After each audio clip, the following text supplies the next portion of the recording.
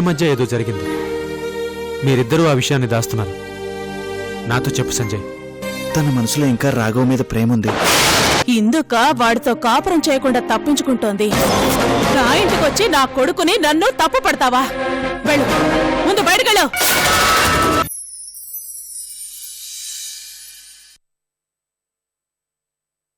ఇది ఉదయం, మధ్యాహ్నం, సాయంత్రం 3 పూటలా పాలల్లో కలుపుకుని తాగు.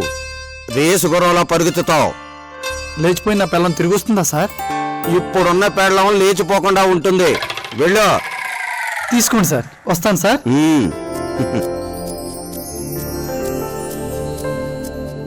నమస్కారం సార్. నమస్కారం. కూర్చోండి. నేను చెప్పాను కదా. తెచ్చారా? రే ఇవరా. అలాగే బావా, ఇదిగోండి.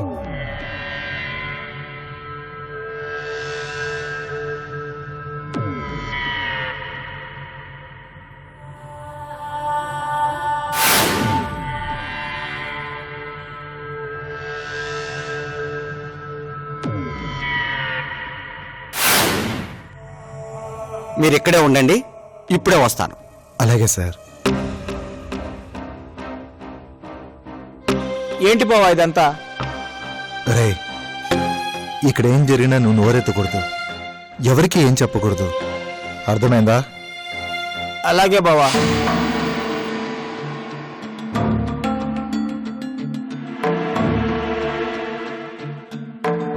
మీ ఇంట్లో ఎవరైనా కడుపుతో ఉన్నవాళ్ళు ఉన్నారా? ఉన్నారండి. మా గౌరీ కడుపుతో ఉందండి. ఏమైందండి? ప్రసాదంలో కొండగన్నేరు పప్పు కలిసింది బాబు.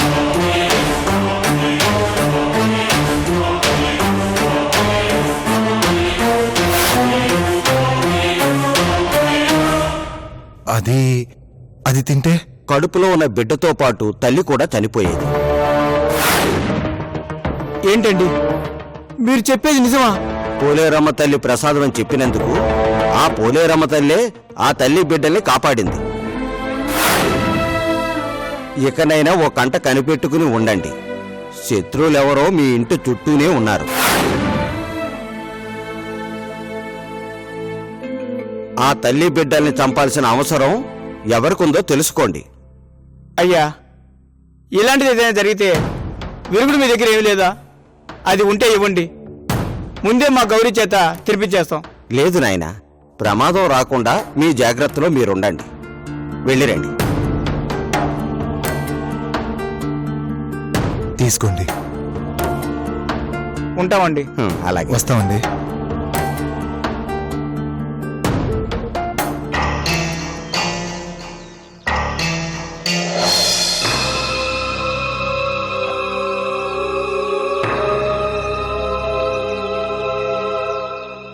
ఏంటి బావా ఇది? గౌరీని చంపాలనుకోవడం ఏంటి? గౌరీనే కాదురా, తన కడుపులో ఉన్న బిడ్డను కూడా చంపాలని చూస్తున్నానంటే ఆ బిడ్డ పుడితే ఎవరికో ప్రాబ్లం ఉంది. ఎవరికై ఉంటుంది? అదే మనం తెలుసుకోవాలి. గౌరీని అడిగేద్దాం. రే, తనే చెప్పగలిగితే అసలు ఈ ప్రమాదమే వచ్చేది కాదు కదరా. మరెలా బావా? ఏం చేద్దాం? పోనీ గంగకి అత్తకి కూడా ఈ విషయం చెప్పేద్దామా? వద్దురా. చెప్పకపోతే ఎలా బావా? మనం లేనప్పుడు గౌరీకి ఏమైనా జరిగితే? అది జరగకుండానే మనం కాపాడుకోవాలి. చెప్తా పదరా.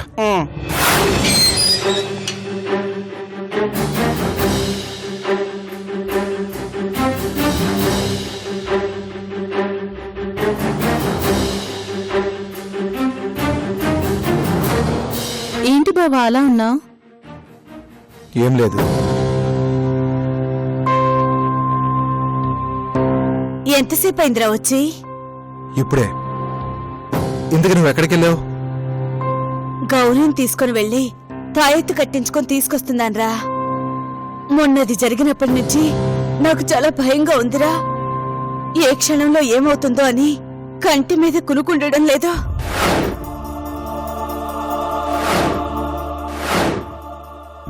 అమ్మా, ఇక నుంచి నువ్వు గౌరీ విషయంలో కొంచెం జాగ్రత్తగా ఉండాలి.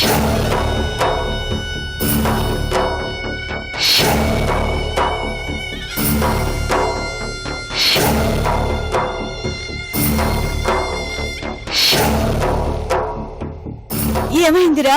ఆ రోజు గౌరీకి ఇచ్చిన ప్రసాదంలో కొండగన్నేరు పప్పు కలిపారటత్త.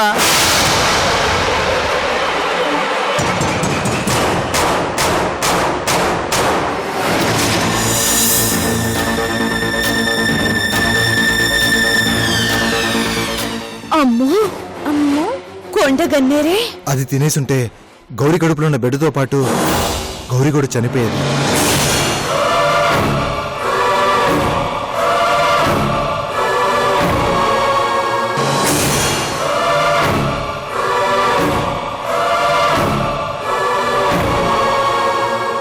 అలా అని ఎవరు చెప్పారు బావా? బావ ఆ ప్రసాదాన్ని ఆచార్య దగ్గరికి వెళ్ళి చూపించాడు. ఆయన అది చూసి చెప్పాడు. ప్రసాదం బయటకు తీసుకుని వెళ్తుంటే బయట పారిస్తున్నారేమో అనుకున్నాను. ఇందుకు తీసుకుని వెళ్లారా? అయినా గౌరీని చంపాల్సిన అవసరం ఎవరికుంది?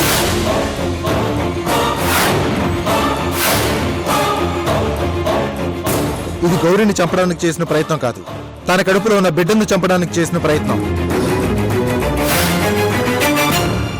ఆ బిడ్డనైనా ఎందుకు చంపాలి? ఎందుకంటే ఏమోనమ్మా, తన శత్రువులెవరో ఈ చుట్టుపక్కల తిరుగుతున్నారు.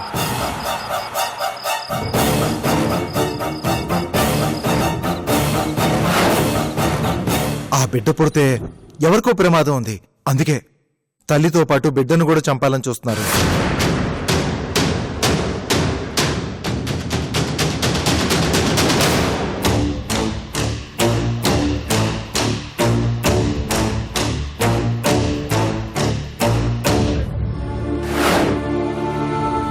అవును బావా, నువ్వు చెప్పింది నిజమే కావచ్చు.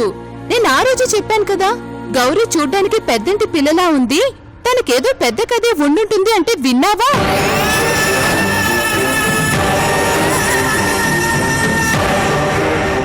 ఆ కడుపు చేసిన వాళ్లే వెంటాడుతూ ఉండుంటారు బావా.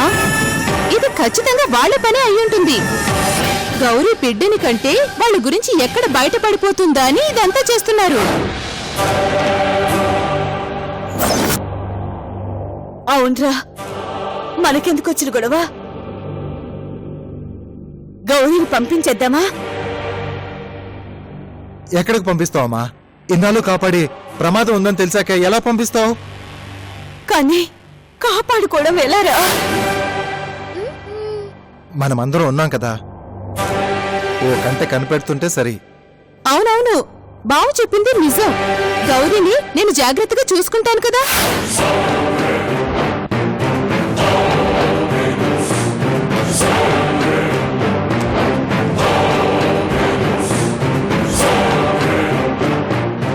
రామ్మ గౌరీ.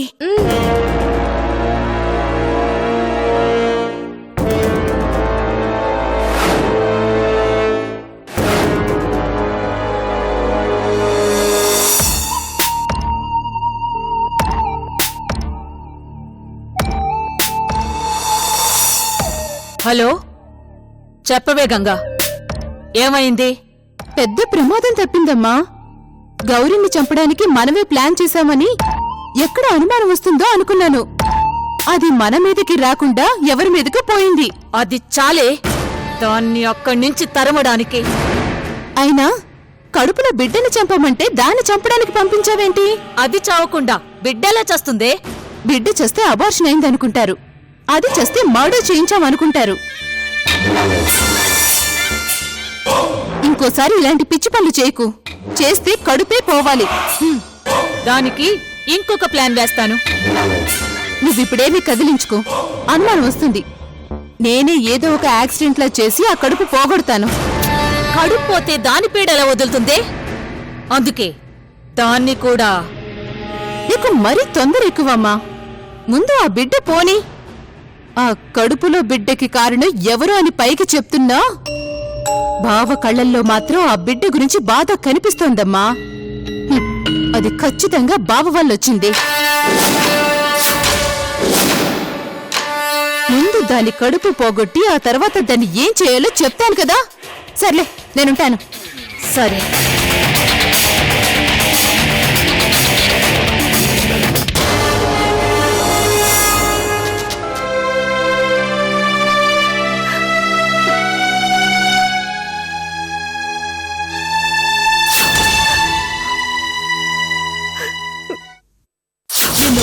ఆస్తంతా ఎవరో దాచిపెడితే లోకమంతా నీ శీలం గురించి మాట్లాడుకోలేదా?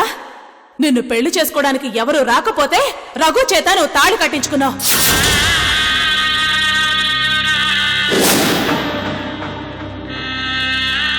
నా ఇంటికొచ్చి నా కొడుకుని నన్ను తప్పు పడతావా? వెళ్ళు, ముందు బయటకెళ్ళు.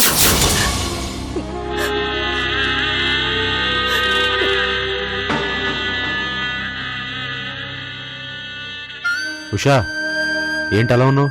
ఏమైంది? ఏం లేదు డాడీ. మీ అమ్మ ఎక్కడుంది? లోపలుంది డాడీ. లోపలేం చేస్తోంది? అడుగుతుంది నిన్నే, లోపలేం చేస్తోంది? లోపల నుంచి బయటికి రావడం లేదు నాన్న. ఏమడిగినా సమాధానం చెప్పడం లేదు. భోజనం కూడా చేయలేదు. భోజనం కూడా చేయలేదా? ఏ, మళ్ళీ మీరిద్దరు ఏమైనా గొడవ పడ్డారా? లేదు, మావయ్య వాళ్ళ ఇంటికి వెళ్ళొచ్చినప్పటి నుంచి అలాగే ఉంది. నేను వెళ్ళొద్దు అని చెప్పాను, నా మాట వినరు.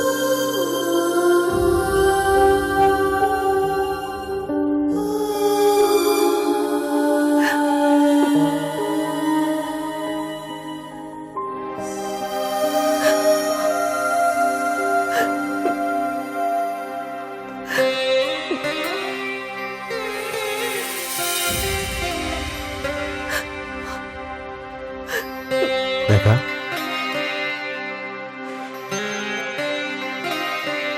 ఏంటి రేఖ, ఏమైంది? ఏం లేదు రఘు. ఏం లేకుండా నువ్వు ఇలా ఉండవు నాకు తెలుసు. చెప్పు, ఏమైంది? ఏం చెప్పమంటావు రఘు? ఆ రోజు నువ్వు నా మెళ్ళో తాళి కట్టడం కోసం చేసిన తప్పు ఈ రోజు నన్ను తక్కువ చేసి మాట్లాడడానికి ఆయుధం అయింది. జీకే ఎంపైర్ని ఒంటి చేతో నడపగల సామర్థ్యం ఉందమ్మా నీకు అని నాన్న అనేవారు.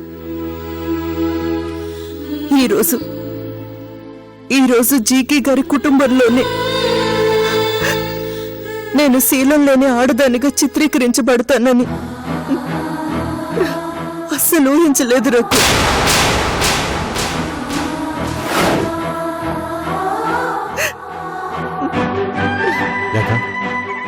ఎవరన్నారు? నీ వదిలేగా? ఆవిడే. ఇప్పుడు ఆవిడ కళ్ళకి మనందరం చాలా చీప్ అయిపోయాం రఘు. ఎంత మాట పడితే అంత మాట అంటుంది. నా కూతురు మీద నింద వేయడం ఎంతవరకు సమంజసం అని అడగడానికి వెళ్ళినందుకు ఏకంగా నన్నే అనేసింది. మన కుటుంబంలో ఎవరికి ఎథిక్స్ లేవని నోటికొచ్చినట్టు మాట్లాడింది.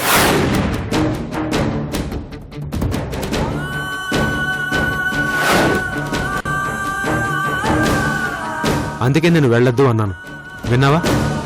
ఇప్పుడు మనం ఏం మాట్లాడినా మాట మాట పెరుగుతుందే గానీ తగ్గదు. ఈ విషయం తెలిసే దీన్ని ఎక్కువ దూరం లాగద్దు అన్నాను.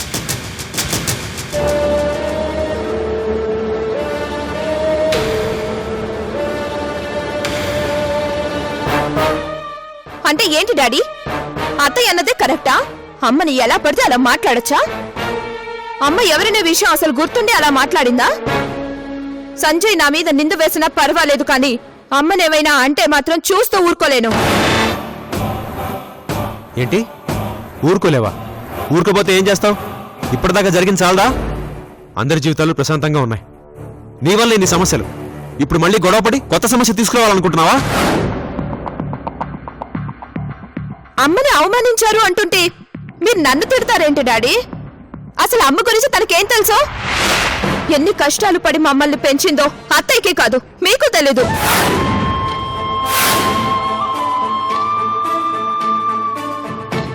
ఉషా, దాన్ని తిట్టి ప్రయోజనం లేదు రఘు. నిజమే, అది చేసింది తప్పే. కాపురాన్ని వదులుకొని రావడం తప్పే. అంత మాత్రానికే నిందేసేస్తారా? నేను తండ్రి లేకుండా పెంచాను, కానీ విలువలు లేకుండా నా పిల్లల్ని పెంచలేదు. ఇంతకాలం నేను ఆ ఇంటికి వారసురాలని అనుకునేదాన్ని, కానీ ఆ ఇంటితో నాకు సంబంధాలు తెగిపోతున్నాయని ఇప్పుడిప్పుడే అర్థమవుతుంది. చివరికి నన్ను మెడ పట్టుకుని బయటికి గెంటేస్తాను అందంటే నా విలువేంటో నాకిప్పుడు తెలుస్తుంది. రేఖ, స్నేహ కావాలని అలా మాట్లాడలేదు. తనకు కూడా ఎగో హర్ట్ అయింది, అందుకే అలా మాట్లాడింది. ఈ విషయం ఇంతటితో వదిలేసి, లేకపోతే అనవసరంగా పెరిగి పెద్దదవుతుంది. పెద్దదైతే ఏం జరుగుతుంది డాడీ? అనాల్సిన 4 మాటలు అనేసింది కదా, మీరిలా మమ్మల్ని సముదాయిస్తారేంటి? నర్మయ్, ఇప్పటిదాకా జరిగింది చాలు, వెళ్ళిక్కడి నుంచి.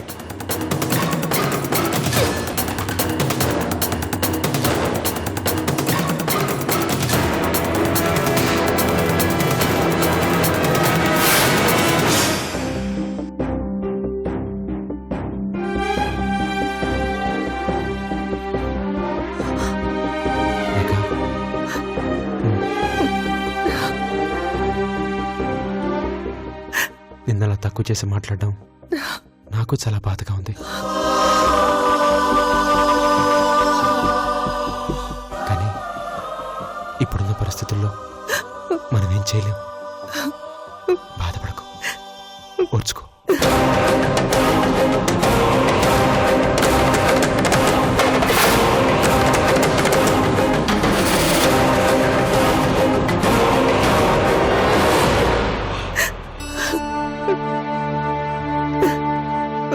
ఊరుకో రేఖ, ఊరుకో.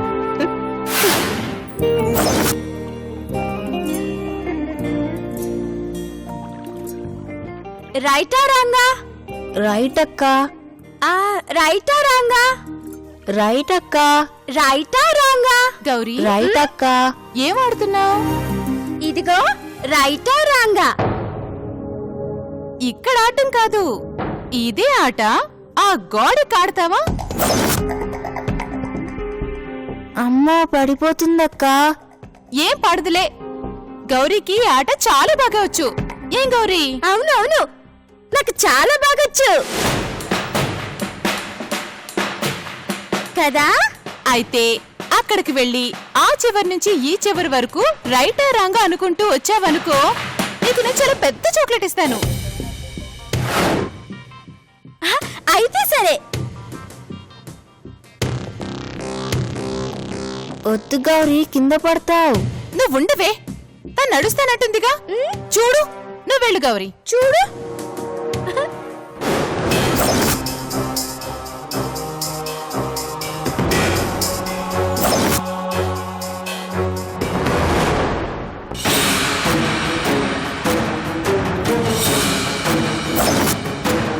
రైటా రాంగా? నడిచేస్తున్నాను గంగా. నడు. రైటే రైటే, నడు.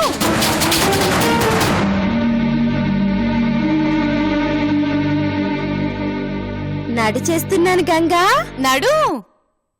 నడు గౌరీ.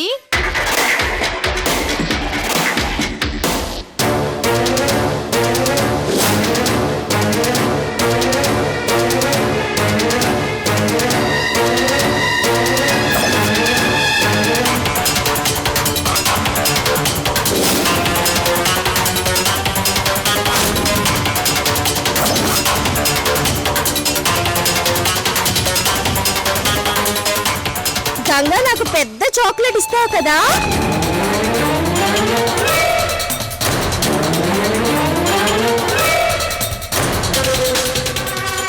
గంగా చెప్పు. రైటే రైటే, నడు.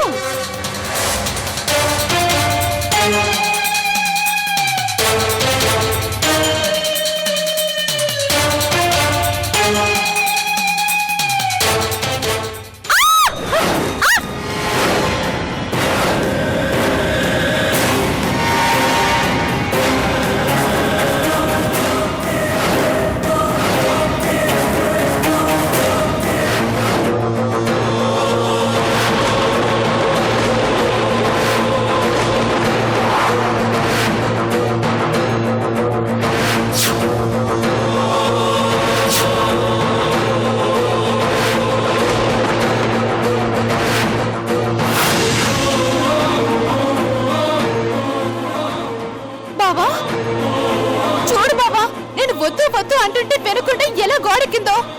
సమయానికి నువ్వు వచ్చావు కాబట్టి సరిపోయింది, లేకుంటే అమ్మో.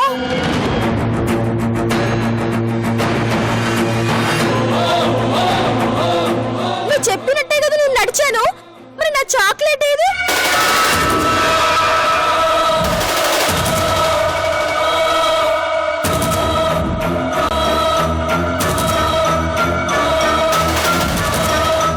నేనెందుకు అలా నడవమని చెప్తాను? నేనేం అలా చెప్పలేదు. నువ్వే కదా నడవమన్నావు. అబద్ధం చెప్తున్నా అంకుల్. నాకు చాక్లెట్ కావాలి, నాకు చాక్లెట్ ఇవ్వు. బాబా, అది తను అడుగుతుందని. నిన్ను